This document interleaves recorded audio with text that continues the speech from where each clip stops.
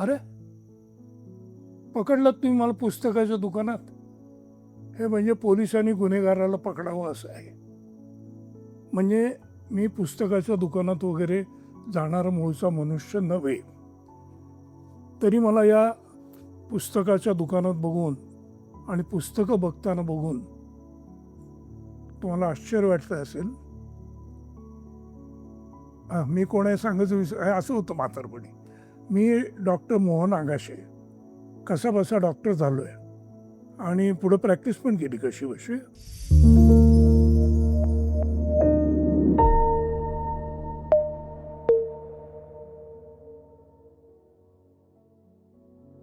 आणि वाचनाबद्दल मनात आढी बसण्याचं कारणच ते आहे. कारण काय आहे, मेडिकलला गेलो तेव्हा वाचनाची पुस्तकं म्हणून एवढे जाड ठोकळे, ग्रेज ॲनाटॉमी, नंतर फिजिओलॉजी, तर मला असं वाटायला लागलं की ही व्यायामाची पुस्तकं आहेत, ही काही वाचायची असणं शक्य नाही. पहिल्यापासूनच काही म्हणा मला वाचनाबद्दलचा पूर्वग्रह दूषित असेल म्हणा, किंवा लहानपणी मनावर काहीतरी असे ज्या आठवणी येतात ना, तर शाळेत असताना आम्हाला एकदा एका मोठ्या लायब्ररीत घेऊन गेले. हे अक्षरधारा पुस्तक आहे ना, तसंच याच्याहून खूप मोठी लायब्ररी होती.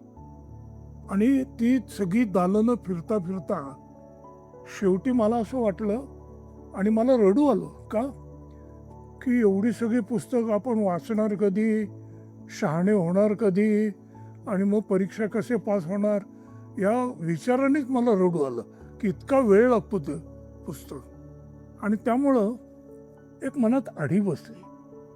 त्याचं कारण पुढे मला कळलं ते असं आहे की वाचून मला फार कमी गोष्टी कळतात, पण त्यात जर कोणी मला सांगितल्या तर पटकन कळतात.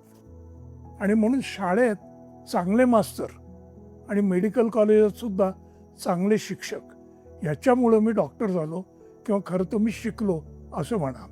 पण ह्या सगळ्याला व्यवच्छेदक असं काहीतरी अपवादात्मक असतं की नाही, तसं आहे थोडंसं. म्हणजे मी मूळचा वेगळ्या जगातला आहे. म्हणजे वाचक वर्गाने मला माफ करावं, पण माझं म्हणणं असं आहे, तुम्हाला वाचायला आणि लिहायला शिकवतात अगदी पहिलीपासून ते कॉलेजच्या शेवटच्या वर्षापर्यंत. म्हणजे पुढचा तुमचा व्यवसायाचा संबंध वाचनाशी असो किंवा नसो, म्हणजे तुम्ही आर्किटेक्ट असाल, समजा तुम्ही उत्तम शेफ असाल, बरोबर आहे की नाही, तर असे खूप व्यवसाय आहेत की ज्याचा वाचनाशी काही संबंध नाही, पण तरी तुम्ही आत्ता, पण तरी देखील त्यांना 3 भाषा वाचायला आणि लिहायला शिकाव्याच लागतात. पुण्यात तरी, महाराष्ट्रात तरी. एक मराठी मातृभाषा म्हणून, हिंदी राष्ट्रभाषा म्हणून, आणि इंग्रजी आपली सोयीची पडते, कुठेही वापरता येते, बऱ्याच लोकांना कळते म्हणून ती एवढ्या शिकाव्या लागतं. आता मला एक सांगा, वाचायला आणि लिहायला शिकलात, बघायला आणि ऐकायला कधी शिकणार? आणि हे शिकवत नाही. त्यामुळे जसे चांगल्या पुस्तकावर तुम्ही कार्यक्रम करता, तसे चांगल्या सिनेमावरचे कार्यक्रम तुम्ही बघत नाही. ते शिकायला पाहिजे, ते मी शिकवतो. म्हणजे आता अस्तू सारखा सिनेमा आहे, तो मला दिसतो तो वेगळा, आणि तुम्ही पाहिलात तर दिसताना कदाचित वेगळा. कारण का? Eyes don't see what mind doesn't know. आणि म्हणून बघण्या, आता लहानपणापासून आपल्याला शिकवलं चित्रात काय काय बघण्यासारखं असतं, तर मग आपल्याला कळेल ना चित्र कसं बघायचं असतं, गाणं कसं ऐकायचं असतं. आपल्याला फक्त पुस्तक कसं वाचायचं असतं एवढंच शिकवतात, आणि हे बाकी काही शिकवत नाहीत. त्यामुळं ही मला काय वाटतं, नाना फडणीस हे अर्धे शाणे होते पेशवाईतले, तसं कम्युनिकेशन स्किलमधली अर्धी भाषा ही आहे. याची उरलेली अर्धी भाषा म्हणजे बोललेलं मराठी, बोललेलं इंग्लिश, म्हणजे बोली असलेली जी भाषा असते ती. आता त्या भाषेचं वैशिष्ट्य असं आहे की बोली भाषा म्हणजे मी आता तुमच्याशी बोलतोय, पण त्या बोलण्याबरोबर काय आहे, माझ्या हातवारे आहेत, माझी एक देहबोली आहे. मला कळतं की या विषयावर बोलताना आनंद होतोय की या विषयावर पुस्तक कुठलं बाबा सांगा असं होतंय. म्हणजे एकाच वेळेला मी शब्दाची भाषा पण वापरतोय, देहबोलीची भाषा पण वापरतोय, आणि हळूच आवाजात बोललं तर ती सुद्धा भाषा असते. हे पुस्तक नको चांगलं असं बोलतो आपण. तर या सगळ्यातनं बाहेर पडून सुद्धा आणि मूळचा वाचक नसून सुद्धा काही पुस्तकं माझ्या मनात घर करून राहिलेली आहेत. बरं, आणि पुस्तकं वाचण्याच्या बाबतीत मी कसं आहे सांगू का? अस्सल पुणेरी आहे. अस्सल पुणेरी म्हणजे काय? अस्सल पुणेरी मनुष्य नवं नाटक लागलं की पहिल्यांदा जातच नाही. आधी ते 1-4 लोकांनी बघून 10 लोक त्याच्याबद्दल बरं बोलली तर मग तो जातो. तसं मी एखाद्या पुस्तकाविषयी खूप लोक काहीतरी सांगायला लागले तर मग मी त्याच्या नादाला लागतो. आणि तसं नादाला लागून मला आवडलेलं पहिलं पुस्तक, आणि त्याची क्वालिटी अशी जबरदस्त आहे, इतकं छोटं आहे ते, सावित्री. सायकेट्रीला गेलो आणि सुजित पटवर्धन नावाचा माझा एक अतिशय जवळचा मित्र आहे, त्यांनी मला हे पुस्तक पहिल्यांदा प्रेझेंट म्हणून दिलं. इतकं छान पुस्तक. आता मी का छान आहे सांगत नाही, ते तुमचं तुम्हाला ठरवावं लागेल. पण कोणीही ज्यांनी हे पुस्तक एकदा वाचलंय त्याचं एकदा वाचून समाधान झालेलं नाही. म्हणजे एखादा मित्र आवडला की कसं परत परत भेटतो की नाही, तसं आयुष्याच्या वेगवेगळ्या टप्प्यावर आवडलेलं पुस्तक जर आपल्याला आवडतच राहिलं तर ते खरं पुस्तक, असं माझं मत आहे. तुमचं वेगळं असू शकतं. हे काय आहे पुस्तक? काही नाही. हे एका बाईनी एका पुरुषाला लिहिलेली 29 पत्र आहेत फक्त, आणि त्यातून जीवनाचा सारीपाट उघडतो. आता मी शब्दात सांगू नये अशा काही गोष्टी असतात. विशेषतः एक प्रेम नावाची गोष्ट असते जी पूर्वी न सांगता पण कळायची आणि हल्ली सांगून सुद्धा खरी वाटत नाही. म्हणजे हल्ली कोणी जेव्हा सांगतो ना, ओ आय लव्ह यू, तो पहिला संशय येतो. पण न सांगताना जे प्रेम व्यक्त होतं ना, त्यात शंका घ्यायला जागाच नसते. आणि त्याची अनेक उदाहरणं आहेत पूर्वी. म्हणजे तुम्ही जुने चित्रपट पाहिलेत आणि नायकाने नाईकडे पाहिलं आणि तिचा पुढचा शॉट असा असून ती हसते असं असेल तर प्रेम आहे असं ओळखायचं, आणि तिचा पुढचा शॉट असा असेल तर काय आहे ते ओळखायचं. ते तुम्हाला कळलेलं आहे. त्या विषयावर म्हणून नाही, नातं या विषयावर समजून घ्यायचं असेल कुणाला तर खूप काही शिकता येईल असं हे पुस्तक अजूनही माझं फेवरेट आहे. आणि आत्ता सांगायला मला अत्यंत आनंद होतो. खूप वर्ष हे पुस्तक मिळत नव्हतं, म्हणून त्याच्यात चोरून आम्ही झेरॉक्स कॉपी काढून मित्रांना द्यायचो. तर आज हे प्रत्यक्ष मूळच्याच किती छोट्या, बघ किती लहान आहे, मस्त पुस्तक आहे. सावित्री पुशी रेगे अतिशय संवेदनाक्षम कवी होते. त्यांचं हे पुस्तक कॉलेज जीवनात आलेलं. बाकी तुम्हाला सांगू का, पुस्तकाबद्दल खरी नावड निर्माण व्हायचं कारण म्हणजे पाठ्यपुस्तक. मग ती शाळेत, कॉलेजात आणि सगळ्यात वाईट मेडिकलला. कारण त्या पुस्तकांमध्ये काय असतं माहिती आहे, पाठ्यपुस्तकात तिथे इमोशन नावाची गोष्टच नसते. आणि असं नसतं पुस्तक वाचणं त्याला किती बुद्धिमत्ता लागते नाही का. मग मी काय करायचो ते नंतर सांगतो, आधी पुस्तकाबद्दल बोलू. तर हे पहिलं.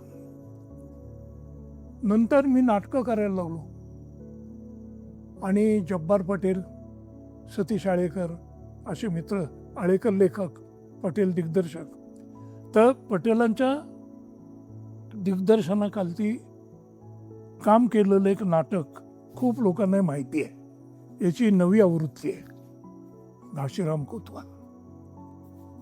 आणि हे जे चित्र आहे हे जागतिक कीर्तीचे चित्रकार M.F. हुसेन यांनी केलेल्या पेंटिंगचं प्रिंट आहे. हा आहे घाशीराम कोतवाल आणि मागे आहेत नाना फडणीस. हे पुस्तक पण इतकं लहान आहे, 72 पानाचं पुस्तक फक्त.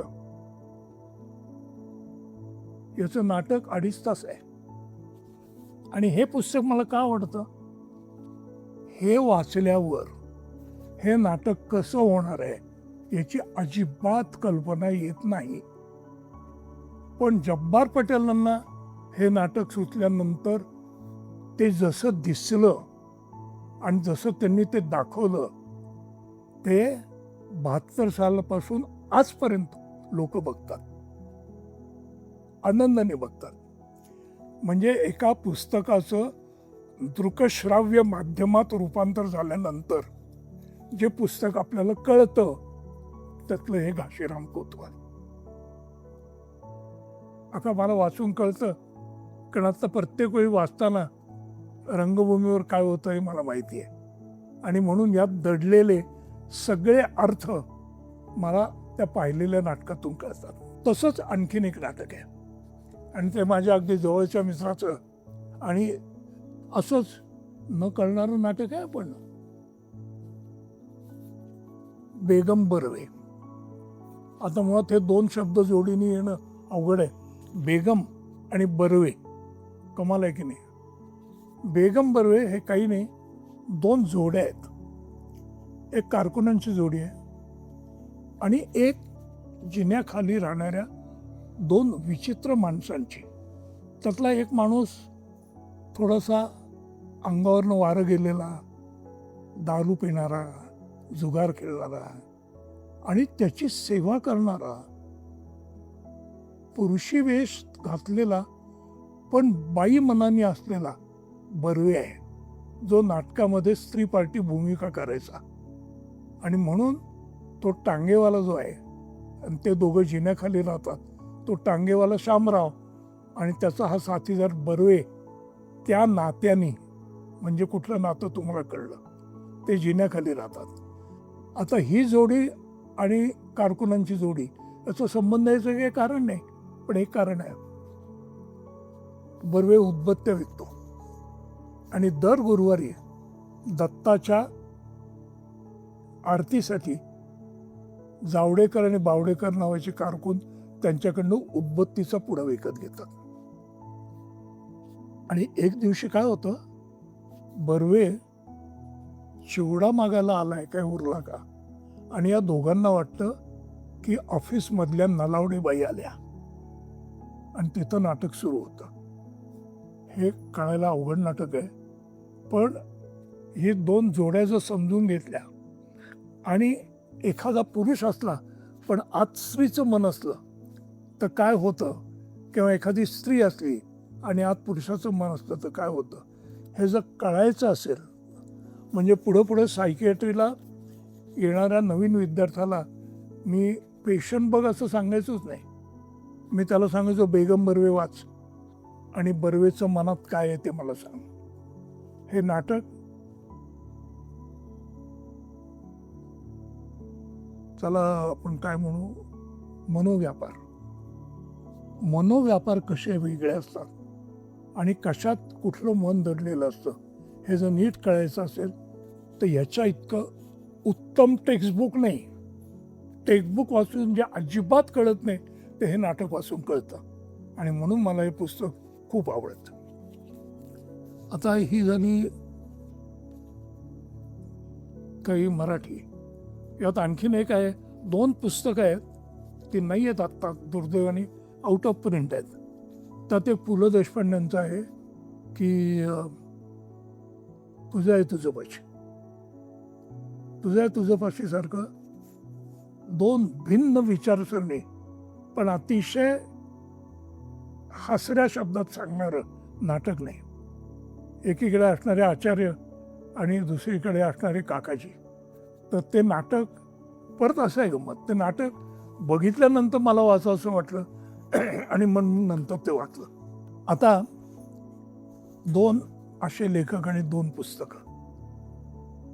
पु ल देशपांड्यांबद्दल मी सांगत होतो, तुझे तुझं पैसे. जे नाटक बघितल्यानंतर ते किती वेळ वाचलं तरी समाधान होत नाही. तसं त्यांचं दुसरं पुस्तक आहे, व्यक्ती आणि वल्ली. एखादा माणूस कसा वाचावा किंवा कसा समजून घ्यावा याचं सखोल उदाहरण म्हणजे व्यक्ती आणि वल्ली. पुलंना खरी भेटलेली किंवा खरी भेटून मनात आलेली अशी निर्माण झालेल्या या व्यक्ती आहेत आणि वल्ली आहेत. हे पुस्तक सुद्धा असं आहे की तुम्हाला अजूनही, मी पहिलं वाचलं त्याला अनेक वर्ष झाली, पण अजूनही कधीही वाटलं तर मी ते हातात घेतो, कुठूनही वाचायला सुरुवात करता येते. अप्रतिम वाटतं. आणि तसंच आचार्य अत्रे यांचं कऱ्हेचं पाणी. कऱ्हेचे पाणीचे आता 8 खंड आहेत, पूर्वी 5 होते. एकदाही कंटाळे येत नाही, कुठेही कंटाळे येत नाही असं हे आहे. समग्र असं म्हणून एक एडिटेड छोटं वर्षन पण मिळतं. पण जीवन हे कसं प्रवाही असतं आणि ते कसे घडत गेले याचं उत्तम जीवनाबद्दलचं भाष्य करणारं पुस्तक म्हणजे कऱ्हेचं पाणी. आता हे झालं मराठीबद्दल. मुळात वाचन कमी असून सुद्धा ही माझ्या मनात घर करून राहिलेली पुस्तक आहेत. तशी 2-3 इंग्रजी आहेत. गंमत म्हणजे असं आहे की त्यातलं पहिलं ते पण आता उपलब्ध नाही आहे आणि ते दोन्ही भाषेत आहे. म्हणजे सुभाष मुंजे नावाच्या डॉक्टरांनी, ठाण्याचे मुंजे मराठी डॉक्टर, पहिलं पुस्तक इंग्रजीत लिहिलंय बिहाइंड द मास्क, आणि त्याचं श्यामला बनारस यांनी मराठीत अनुवाद नाही, भाषांतर केलं. अप्रतिम. आणि हे पण प्रत्येकाने वाचलं पाहिजे. बिहाइंड द मास्कमध्ये एक छोटी कल्पना घेऊन लोकांना आज ते वाटणं का महत्त्वाचं आहे, डॉक्टर आणि पेशंट याच्यामधलं बिघडलेलं नातं हे आज जे दिसतंय त्या पुस्तकामध्ये कळतं की जे नातं मुळात विश्वासावर सुरू झालं ते नातं आज प्रॉसिक्युटर डिफेंडंट कसं झालं आणि कशामुळे झालं याचा उहापोह त्याच्यात केला आहे. आता मनुष्य बरा होणं याच्यामध्ये 3 गोष्टी असतात, त्याला हिलिंग म्हणतात. बरं होणारा हिलिंग. त्या हिलिंगमध्ये 3च गोष्टी असतात. एक म्हणजे तो आजारी असलेला मनुष्य, दुसरा म्हणजे डॉक्टर, ही 2 माणसं असतात, आणि तिसरा दोघांच्याही हातात नसलेला निसर्ग. आणि या पुस्तकामध्ये एकाच प्रकारच्या 2 केसेस घेऊन त्यांनी समजावून दिले की जरी डॉक्टरनी पाहिजे ते केलं, पेशंटनी योग्य जरी केलं, तरी देखील त्या दोन्ही पेशंटमध्ये वेगवेगळ्या घटना कशा घडल्या, काही हव्याशा आणि काही नको वाटणाऱ्या. आणि त्यामुळं हे 3 गोष्टींचं जे नातं आहे त्यातलं डॉक्टर आणि पेशंट यातलं विश्वासाचं नातं गेलं तर निसर्ग या एकट्या फॅक्टरला काम करणं फार अवघड होतं. तेव्हा हे नातं टिकवणं किती गरजेचं आहे हे समजण्याकरता तरी तुम्ही बिहाइंड द मास्क हे पुस्तक मराठीत किंवा इंग्रजीत जरूर वाचा. तसंच दुसरं, मी आता पुढे जाऊन सायकियाट्री केलं. मनोव्यापारांबद्दल मला फार आवड आहे, तुम्हाला कळलं असेलच. तर तसं पुस्तक आहे पॅशन्स ऑफ माइंड. ज्या 20व्या शतकात 2 अशी माणसं होऊन गेली की ज्यांचा प्रभाव तेव्हाही होता आणि 100 वर्षाहून जास्त काळ राहिला. त्यातला एक कार्ल मार्क्स, दुसरा सिग्मंड फ्रॉइड. म्हणजे सिग्मंड फ्रॉइड आल्यानंतर प्रत्येक गोष्टीची सायकॉलॉजी यायला लागली. तर त्याचं एक पुस्तक आहे पॅशन्स ऑफ माइंड. स्वतः न्यूरो ॲनाटॉमिस्ट असून जेव्हा त्याला पेशंट सांगत असलेली लक्षणं कशामुळं होतंय हे शरीरात सापडलं नाही, मग काहीतरी कारण असणार. की ज्यामुळं होत आहे, ज्याच्यामुळं त्याला लागलेला मनाचा शोध त्यांनी ज्या पद्धतीने वर्णन केलं आहे आणि ज्या पद्धतीने समजून घेतलेलं आहे, त्याप्रमाणे एक नवीन त्याला काय म्हणतात, डायमेन्शन उपलब्ध झालं, मनाचं एक डायमेन्शन उपलब्ध झालं. त्याला सायको ॲनालिसिस असं म्हणतात. तर मनोव्यापार कसे चालतात याचा ॲनालिटिकल विचार ज्यांनी मुळात सुरू केला, तो मनुष्य कसा घडला आणि त्याच्या डोक्यात असे विचार कसे यायला लागले याच्याबद्दलचं ही कादंबरी आहे. ॲव्हेंटोची फार गाजलेली कादंबरी आहे, पॅशन्स ऑफ माइंड. मला वेळ लागला वाचायला, कारण आधी वाचनाची आवड कमी, त्यातून इंग्लिश शिक्षण मराठी मीडियममध्ये झालेलं. पण वाचल्यावर अजूनही ते पुस्तक मी मधनं वाचतो. आणि आता मी बोलणार एका अशा पुस्तकाबद्दल की जे मराठीत पण आहे आणि इंग्रजीत पण आहे, आणि आज माझ्याकडे मराठी कॉपी आहे. बीइंग मॉर्टल. आत्ता मी वार्धक्याकडे आहे आणि वैद्यकशास्त्राने आयुष्य लांबवण्याकरता जी 2 नैसर्गिक कार्य चालू असतात, एक श्वसन आणि दुसरं रक्ताभिसरण, ही 2 कार्य जोपर्यंत चालू आहेत तोपर्यंत माणसाला मृत म्हणून घोषित करता येत नाही. आणि ही 2 कार्य जोपर्यंत सुरू होत नाहीत तोपर्यंत मनुष्य जन्मला असे नोंद होऊ शकत नाही. आणि याच्यामध्ये पसरलेलं माणसाचं जीवन, या जीवनाचा जो उत्तरार्ध आहे तो हल्ली आजारामुळे लांबलेलं मरण. तर ते लांबलेलं आयुष्य कशा पद्धतीने पाहावं, मरण ही गोष्ट आजार नाही, मरण ही गोष्ट नैसर्गिक आहे, त्याचा स्वीकार कसा करावा आणि त्याच्याकडे एक आजार म्हणून न बघता नैसर्गिकरित्या घडणारी गोष्ट, आणि त्यामुळं म्हातारपणी आपल्याला काय काय पर्याय उपलब्ध आहेत आणि आपण त्याचा कसा विचार करावा याच्यावर पहिल्यापासूनच अतिशय विचार करायला लावणारं हे नॉन फिक्शनल मेडिकल रायटिंग ज्याला म्हणतात, अतुल गवांडे.